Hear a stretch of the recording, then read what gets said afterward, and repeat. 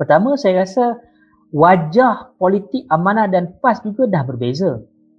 Sebenarnya publik tidak melihat Amanah ini adalah parti yang akan menggantikan PAS, sebab kalau kita guna istilah mengganti, maka pastilah politik ataupun wajah ataupun cara politik itu akan sama dan barulah dia boleh menggantikan. Contohnya kalau hari ini kita melihat PAS punya berpolitik dari sudut ketika pembangkang dan juga menjadi kerajaan ini, ketika jadi pembangkang agak konservatif, bila jadi kerajaan ini mereka tidak dilihat begitu berjaya lah sebagai kerajaan. Maka dalam keadaan wajah PAS begitu, Amanah takkan nak duduk dalam persepsi dan juga imej yang macam tu. Sudah pastilah Amanah nak dilihat lebih berbeza. Kita nak dilihat sebagai parti yang betul, sebuah parti yang bernuansa Islam, itu tidak dinafikan.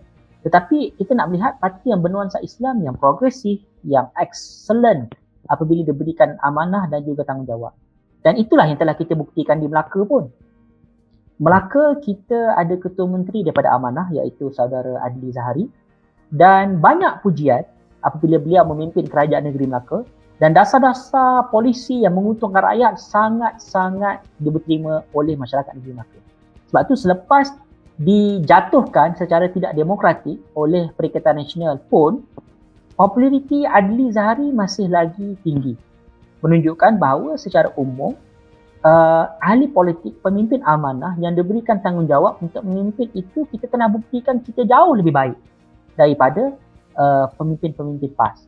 Sebab tu pada saya, dalam hal ini kita kena beri ruang kepada masyarakat, khususnya orang Melayu, untuk melihat dan juga menilai dan juga buat keputusan dalam PRU akan datang untuk buat pilihan yang jauh lebih baik. Ya, PRU yang lepas kita tak nafikanlah, sebab kita belum jadi kerajaan. PRU yang lepas, Amanah tak memegang mana-mana negeri, Amanah tak jadi kerajaan pun sebelum PRU yang lepas.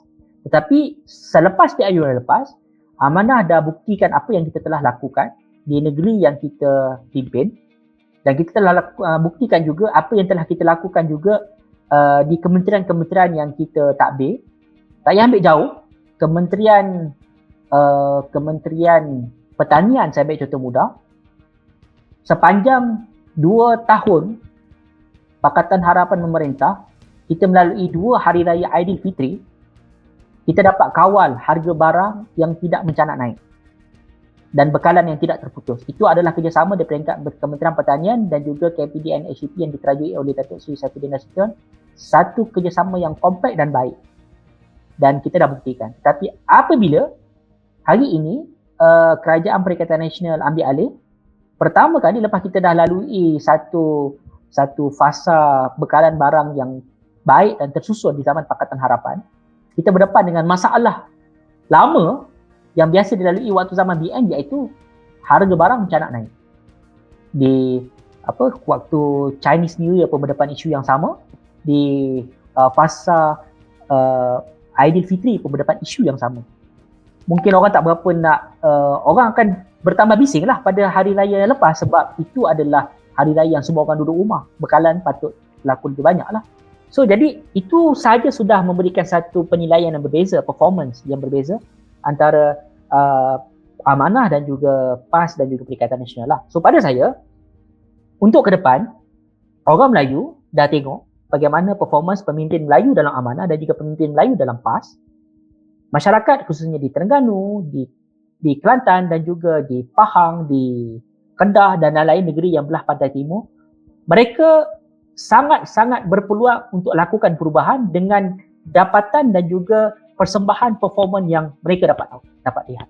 So pada saya, untuk PRU akan datang, ini adalah ruang di peringkat Amanah sendiri dan juga Pakatan Harapan untuk kita tawarkan sesuatu perkara yang lebih baik daripada apa yang mereka hadapi hari ini.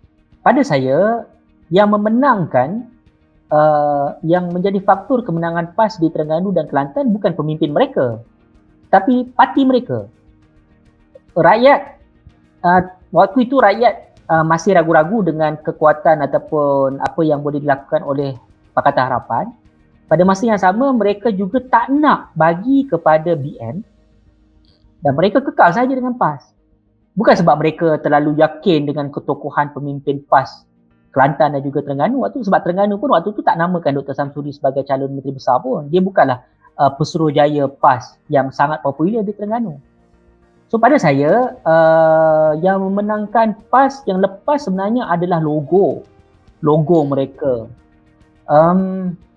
Dan malangnya mereka tak boleh gunakan kekuatan yang sama dalam PRU akan datang.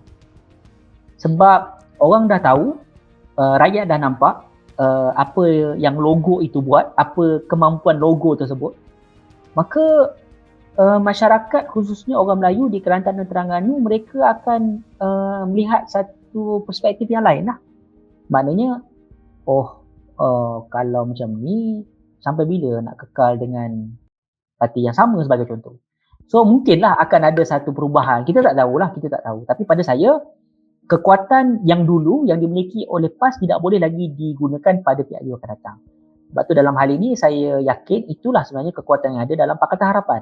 Dan Kelantan dan Terengganu kita betul dipimpin oleh Amanah sebagai pengurusi Pakatan Harapan Negeri, tetapi jauh lebih penting adalah kekuatan Pakatan Harapan Negeri itu untuk meyakinkan rakyat Kelantan yang mereka boleh tawarkan sesuatu dasar dan polisi yang lebih baik.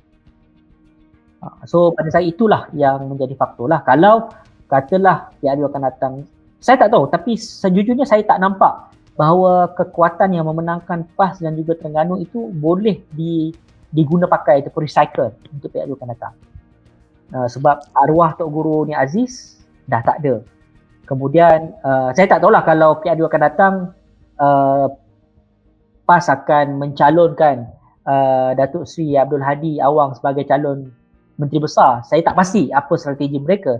Tetapi pada saya, apapun strategi yang ada, PAS susah nak berdepan dengan tomahan dan juga dakwaan bahawa mereka ada sebahagian kerajaan yang gagal di federal dan juga di kerajaan.